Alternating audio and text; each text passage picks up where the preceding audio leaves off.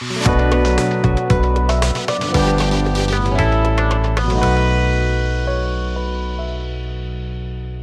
की ऊंची उड़ान में आज हम 11वीं 12वीं और स्पर्धा परीक्षाओं की तैयारी सफलतापूर्वक कैसे करें, इस आवश्यक और महत्वपूर्ण विषय पर आज हम चर्चा करेंगे प्राध्यापक शिशिर वर्मा सर से। आप पिछले 40 सालों से सबसे कठिन माने जाने वाले फिजिक्स विषय को जूनियर कॉलेज स्तर पर पढ़ा रहे हैं। आप निमदेवकर साइंस एकेडमी में गत 30 वर्षों से सैकड़ों विद्यार्थियों की स्पर्धा परीक्षाओं की तैयारी कर चुके हैं। आपने 5 विषयों में पोस्ट ग्रेजुएशन किया है। आप MSc physics, MSc mathematics, MA English literature, MA history और एमएफए इन ड्रामा कर चुके हैं। विदर्भ के सर्वोत्कृष्ट शिक्षकों में आपकी गिनती होती है। सर को भारत के साथ साथ अंतर्राष्ट्रीय प्रवास करने का भी शौक है और वह 24 देशों की विदेश यात्रा भी अब तक कर चुके हैं।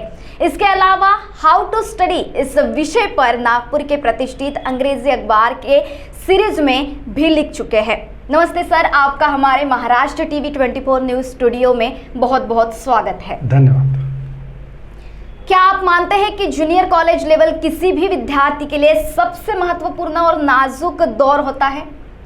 आपने 2 शब्दों का इस्तेमाल किया, महत्वपूर्ण और नाजुक। जी। महत्वपूर्ण दौर है क्योंकि जूनियर कॉलेज लेवल निर्धारित करने वाला है कि आपकी ज़िंदगी कौन सी करवट बदलने वाली है। अगर इस वक्त आपने गलत निर्णय ले लिया, जैसे मेरा एक दोस्त था कि जिसको साइंस करना था लेकिन उसकी गर्लफ्रेंड जो थी उसने कॉमर्स ज्वाइन कर लिया था, तो उसने भी कॉमर्स ले लिया और अपनी ज़िंदगी बर्बाद कर दी। तो ये एक ऐसी पायदान है कि अगर एक भी आपने गलती कर दी तो आपकी पूरी ज़िंदगी आगे खराब हो सकती है। इसलिए महत्वपूर्ण दौर है। आपने दूसरा शब्द इस्तेमाल किया, नाजुक। तो ये नाजुक भी है जी। आप जब जूनियर कॉलेज ज्वाइन करते हैं तो आप 16-17 साल के रहते हैं।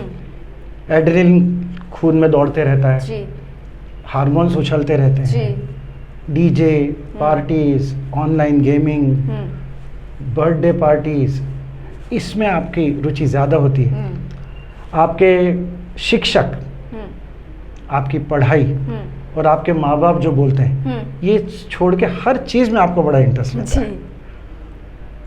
अब होता क्या है कि ऐसे वक्त 90% विद्यार्थी, मुझे बोलने में अच्छा नहीं लगता, लेकिन 90% विद्यार्थी इस मकाम को अच्छी तरह पार नहीं कर पाते और फिर जिंदगी भर पछताते रहते हैं। और सिर्फ 10% लोग ऐसे रहते हैं, 5 से 10% लोग, कि वो लोग इस दौर में पढ़ाई उतनी ही ज़्यादा एंजॉय करते हैं जितने कि वो बाकी के लोग बाकी के एक्टिविटीज़ एंजॉय करते हैं। और यही वो 5 से 10% लोग हैं जिनको हम सफल बोलते हैं। फिर लोगों को जो लाखों के पैकेजेस वगैरह जो दिखते हैं, वो फिर ये लोग उसमें सफल होते हैं।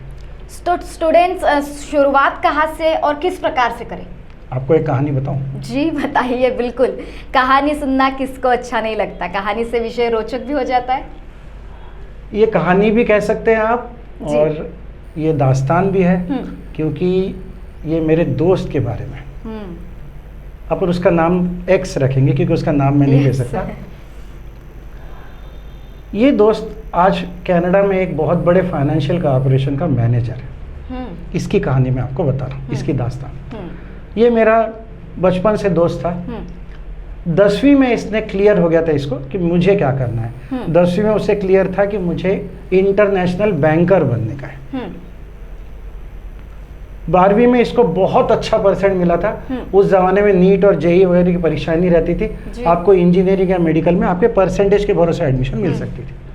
लेकिन इसने, अगर वो चाहता वीआरसी का फॉर्म भरता तो शायद उसी वक्त उसे एडमिशन मिल गई रहती, लेकिन उसने वो एडमिशन नहीं ली। उसने साइंस कॉलेज में बीएससी ज्वाइन किया। उस समय का जो ग्लैमर ग्रुप था, फिजिक्स, केमिस्ट्री, मैथमेटिक्स, उसके वजह उसने फिजिक्स, मैथमेटिक्स, स्टैटिस्टिक्स ग्रुप लिया। स्टैटिस्टिक्स इसलिए कि उसको पता था कि बैंकिंग के लिए ये बहुत महत्वपूर्ण विषय है। उसको और एक बात पता थी जो बहुत कम लोगों को पता रहती है। उसने मेरे को एक बार बोला भी था कि तुम्हें पता है क्या कि दुनिया के सबसे बड़े जॉब्स किन लोगों के हाथों में रहते हैं? तो मैंने कहा कौन से? तो बोले जिनकी भाषा अच्छी रहती है। तो उसने कहा कि मेरी भाषा अच्छी होना चाहिए। इसलिए जब वो साइंस कॉलेज में पढ़ रहा था तो 3 साल वो हर कंपटीशन पे कॉलेज की तरफ से भाग लेता था। फिर वो एलोकेशन कंपटीशन हो, डिबेट हो, स्पॉट द गुड वर्ड हो, क्विज हो, हर कंपटीशन में भाग लेता था। हमारे यहाँ लिटरेरी फोरम नाम की ऑर्गेनाइजेशन थी, उसका वो प्रेसिडेंट था, ताकि कंटिन्यूअसली, जिसको अल्टीमेटली बड़े ऑफिसर्स को करना क्या रहता है, उनको क्लर्कों जैसे बैठ के टेबल पे काम तो नहीं करना रहता, उन्हें तो मीटिंग्स कंडक्ट करना रहती, उनको लेटर्स टाइप करवाने रहते हैं, तो ये सब के लिए भाषा ज़रूरी है। तो उसने वो भाषा की अच्छी तरह तैयारी की। उसके बाद MSc BSc होने के बाद उसने MSc स्टैटिस्टिक्स में किया। MSc स्टैटिस्टिक्स करते समय उसने state bank of India professional officer exam का फॉर्म भरा। अब उसको ध्यान में आया कि उस ऑफिसर के एग्ज़ाम के लिए उसके पास भाषा अच्छी है, करंट अफेयर्स भी उसका अच्छा था, लेकिन जीके के पेपर में जो सबसे कठिन भाग रहता है वो इतिहास और भूगोल का रहता है। तो मुझे अभी भी याद है, वो मेरे को, हम लोग धर्मपेट में रहते थे, तो वो मेरे को बोले चल अपन विदर्भ बुक डेपो जाते वहाँ के, और वहाँ जाके उसने NCERT की 5वीं से लेके 12वीं तक की इतिहास और भूगोल की किताबें खरीदी, और एक छोटे बच्चे ऐसे हर एक किताब लेके हर एक चैप्टर पूरा छुड़ाया उसने, उसकी पूरी एक्सरसाइज अटेम्प्ट की 12th तक की, क्योंकि उसका बोलना था कि NCERT का अगर 12th तक का मैंने कर लिया तो पूरी वर्ल्ड हिस्ट्री मेरे को समझ में आ गई, वर्ल्ड जो भी क्वेश्चंस आने वाले हैं वो होगा। और ऐसा हुआ, वो professional exam officer exam pass हुआ। नागपुर में से जो 3 थे उसमें का वो एक था। उसके बाद में उसको नेचुरली ट्रेनिंग दी गई, बाद में उसका छोटे छोटे तालुका प्लेसेस में अपॉइंटमेंट हुआ, लेकिन उसको तो बड़ा बैंकर बनना था। तो उसने सोचा कि सबसे बड़ा बैंकर बनने के लिए ऐसी कौन सी चीज़ है जिससे मैं बाहर निकल सकूं, बड़े शहरों में जा सकूं। तो उस समय लोग फॉरेन एक्सचेंज में जाने को डरते थे, तो उसने क्या किया कि एक internal exam state bank of India के देके फॉरेक्स का क्लियर किया, और उसको state bank of India Tokyo की ब्रांच में एडमिशन, वहाँ मैनेजर बना। उसी वक्त 2 साल के बाद ICICI बैंक बन रही थी, तो बाद में वो ICICI बैंक में चला गया, और ICICI बैंक के जो शुरुआत के फाउंडर लोग हैं उनमें का वो एक था। पर वो उससे भी उसका पेट नहीं भरा था, उसको और बड़ा बनना था। तो बाद में कुवैत की लैंड होल्डिंग बैंक का वो मैनेजर बना। जब तक वो मैनेजर बना तब तक उसके बच्चे बड़े हो चुके थे, और उसके लड़के ने कहा कि मुझे इंजीनियरिंग करना है, और वो भी कनाडा में करना है। तो उसने कहा अपन सभी फैमिली शिफ्ट करते करके वो कनाडा में शिफ्ट हुआ, और आज वो कनाडा में एक बहुत बड़े फाइनेंशियल कॉरपोरेशन का मैनेजिंग डायरेक्टर है। तो ये है सफलता की कहानी। वाह, ये कहानी नहीं हकीकत से, इस कहानी नहीं हकीकत है ये, और इस हकीकत से बच्चे क्या सबक ले सकते हैं? मैंने ये कहानी इसलिए नहीं बताई कि मुझे अपने दोस्त की तारीफ करना थी, मैंने ये कहानी इसलिए बताई कि सफल लोग अपनी ज़िंदगी किस तरीके से स्ट्रक्चर करते हैं। हाँ। ये बताओ, सफल लोगों को सबसे पहले तो एक ये पता रहता है कि उनको क्या करना है ज़िंदगी में, और उससे भी ज़्यादा क्या नहीं करना है। जैसे उसको बहुत क्लियर था कि मेरे को इंजीनियर नहीं बनना है, मेरे को डॉक्टर नहीं बनना है, मेरे को बैंकर बनना है, और बैंकर बनने के लिए जो जो चीज़ करना है वो करना है। उसके बाद ये सभी लोगों को पता रहता, करते नहीं, कि एक छोटी सी चीज़ करने के लिए कई छोटी चीज़ें अच्छी तरह करना ज़रूरी रहता है। एक ये चाय भी अच्छी बनाने के लिए 50 छोटी चीज़ें अच्छी करना रहती है। तो करियर जब आपको बनाना है तो बहुत बारी बारी चीज़ें, आपको भाषा अच्छी करना पड़ेगी, आपको जनरल नॉलेज अच्छा करना पड़ेगा, आपको बहुत चीज़ें करना पड़ेंगी, जैसे उसने की। तीसरी बात, जो सफल लोग रहते हैं वो बहुत फोकस्ड रहते हैं। मुझे अभी भी याद है, हम लोग थोड़े टपोरी टाइप के लोग थे, तो उसका हम लोगों को पता था कि वो शाम को 6 से रात के 11 तक पढ़ाई करता था। तो कई बार हम लोग साइकिल लेके उसके घर पहुंच जाते थे, वो फर्स्ट फ्लोर पे उसका फ्लैट था, और हम लोग उसको बड़े जोर जोर से आवाज़ देते थे, तो उसके पिताजी बाहर निकलते थे, he is studying now and he is not coming, और डांट के हमको गेट आउट करके बाहर भेज देते थे। एक बार भी ऐसा नहीं हुआ कि वो कभी आया हो उसकी पढ़ाई छोड़ के। तो इतना स्ट्रांग फोकस के साथ उसने किया, और अपनी हर जिंदगी का एक एक चीज़ प्लान की। और सबसे बड़ी बात यह है कि जब आप ऐसा करते हैं तो आप सफल तो होते ही, और आप हैप्पी भी हो जाते हैं, क्योंकि अल्टीमेटली आदमी को चाहिए क्या रहता? आदमी को चाहिए रहता पैसा, आदमी को चाहिए रहता रुतबा, आदमी को चाहिए रहता प्रेम और आदर, और आदमी को चाहिए रहता आनंद, खुशी चाहिए रहती। ये सारी चीज़ें उसको ज़िंदगी में मिली। तो ये बच्चे ले सकते हैं इस चीज़ से। वाकई आपने हमारे दर्शकों की खास तौर पर जो आगे स्पर्धा परीक्षाओं में बैठने की सोच रहे हैं उनकी आंखें ही खोल दी इस कहानी के द्वारा। सच बात है, well begins is half done. तो चलिए अब मुड़ते हैं अपने MHT, CET, नीट या JEE की एम के लिए हुए विद्यार्थियों की, और कैसे शुरुआत करें जिससे अपने सपने को वो हासिल कर सके। अच्छा सवाल है। सपने हासिल करने के लिए सबसे पहले तो अपने आप को टटोलना ज़रूरी है कि मुझे क्या करना है। जैसे आजकल होता क्या है कि बहुत से बच्चे बोलते हैं कि मैं IIT करना हूँ, ये सपना उनका नहीं रहता, ये उनके माँ बाप का रहता है या उनके चाचा चाची मामा मामी का सपना रहता है। तो सबसे पहला सवाल तो आपको अपने आप को ये पूछना है कि जो मैं कर रहा हूँ क्या वो मुझे करना है या किसी दूसरों के सपने में पूरे कर रहा हूँ। क्योंकि एक ही ज़िंदगी इंसान को मिलती है और वो ज़िंदगी अपन दूसरों के सपने पूरे करने में बर्बाद नहीं कर सकते। दूसरा सवाल अपने आप को पूछना पड़ता है कि चलो ये तो मेरा सपना हो गया, लेकिन वो सपना पूरा करने के लिए मेरे पास सामर्थ्य कितना है, मेरी क्षमता कितनी है, मेरी मर्यादाएं क्या क्या हैं, मेरे स्ट्रेंथ्स क्या क्या हैं, इसका प्रॉपर एनालिसिस करना ज़रूरी है। जैसे अगर आज मैं सपना देखूं इस उम्र में कि मैं माउंट एवरेस्ट चढ़ना चाहता हूं तो मैं नहीं चढ़ सकता, कुछ भी कर लूं तो भी।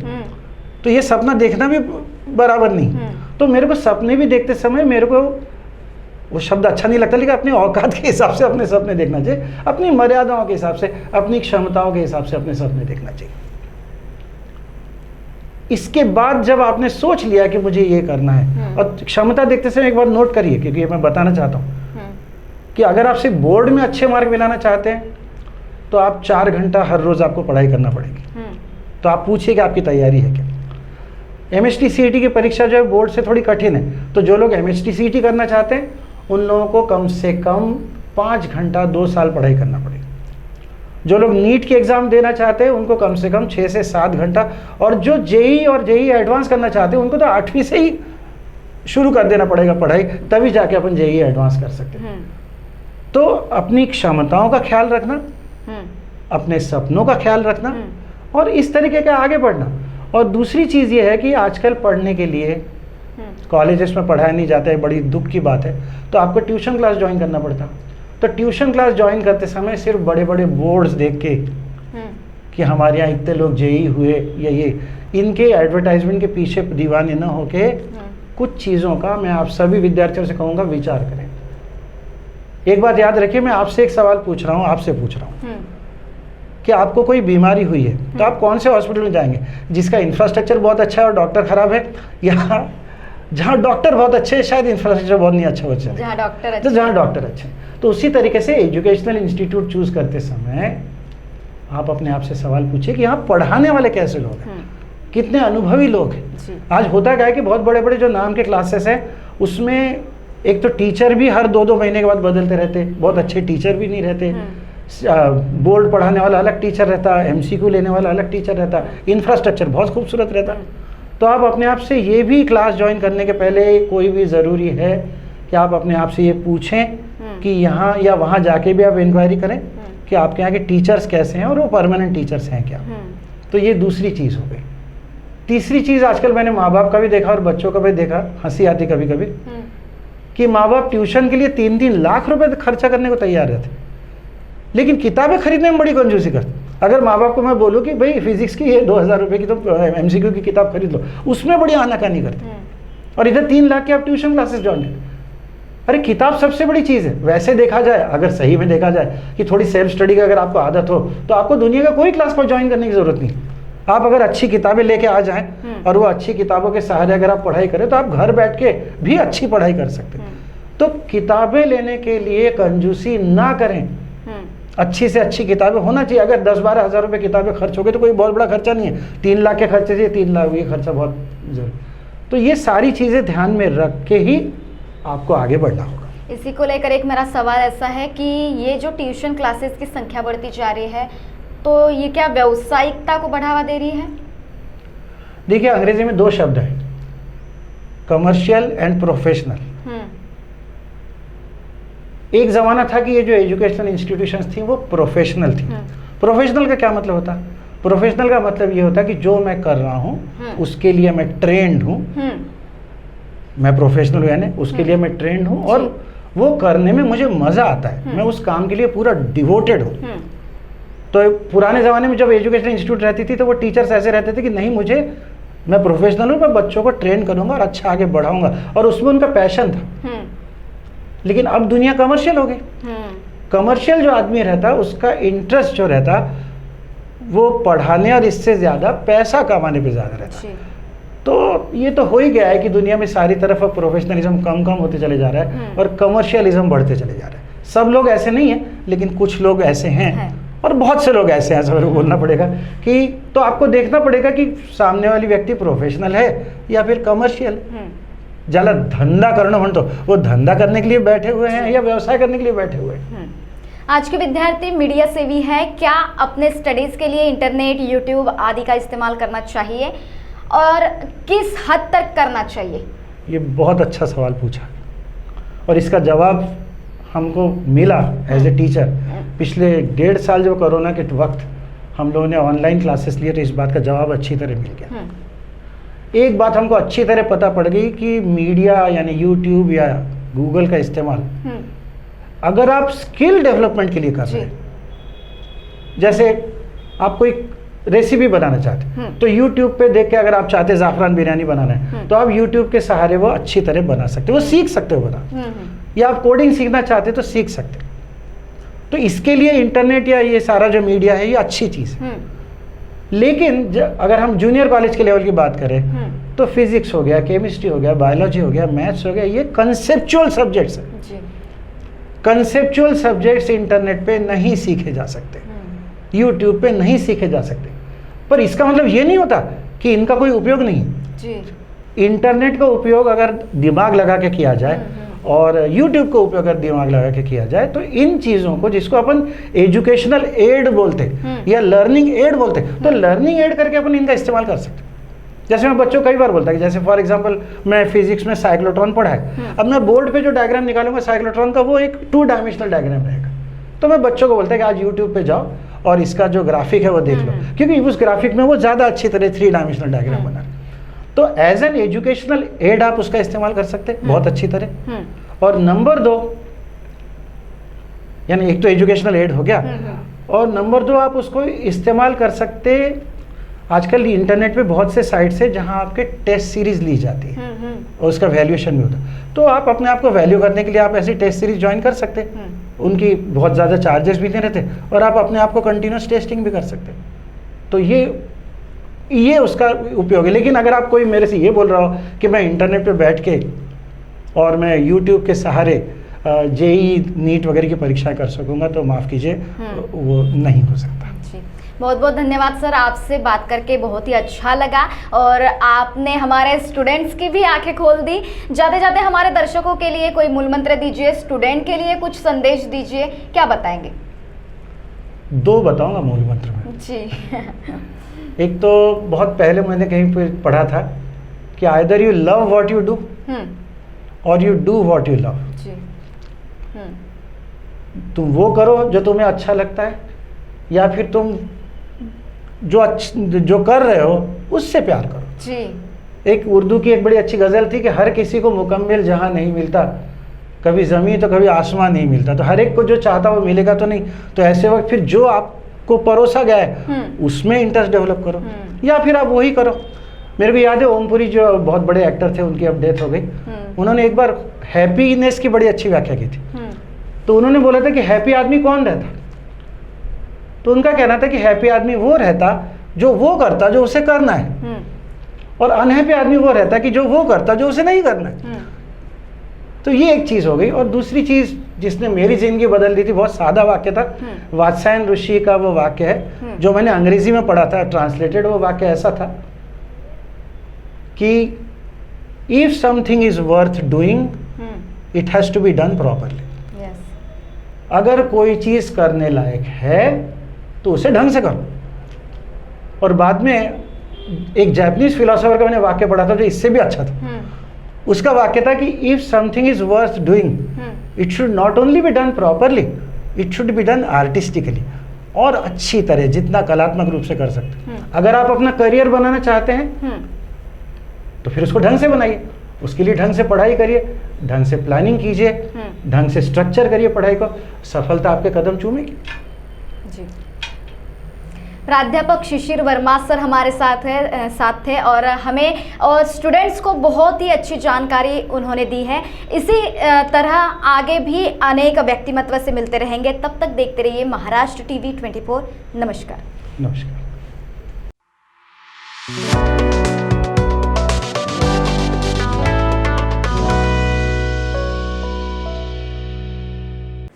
बढ़ते पेट्रोल के दामों ने अगर बढ़ाई है आपकी चिंता, तो इलेक्ट्रॉनिक साइकिल आपके चेहरे पर लाएगी खुशी। ई साइकिल मॉडल के फंक्शंस जानकर दंग रह जाएंगे आप। बच्चों से लेकर बूढ़ों तक सब उठा सकते हैं इसका लाभ। चलाने में आसान और look wise classy, school students के लिए बेहतर विकल्प। ना ये अन्य मोटरसाइकिल की तरह धुआं छोड़ेगी और ना ही पेट्रोल पंप के चक्कर लगाएगी। तो देर किस बात की, आइए तृषा ईवी सॉल्यूशंस में, जहां आपकी मंजिल आसानी से पार होगी बिना किसी रुकावट के। हमारा पता तृषा ईवी सॉल्यूशंस, गट्टी गोदाम स्क्वायर, कामठी रोड, सदर, नागपुर। हमें संपर्क करें 7709877121। इस खबर के प्रायोजक है शिवशंकर आयुर्वेदिक क्लिनिक, अनुभवी डॉक्टर से सज्ज, सभी प्रकार के आयुर्वेदिक दवाइयाँ मिलने का एकमात्र स्थान। इनका पता Shivshankar Ayurvedic clinic, doctor Mangala Ketkar hospital के सामने, महाजन मार्केट के पास, टेम्पल बाजार रोड, सीताबर्डी, नागपुर।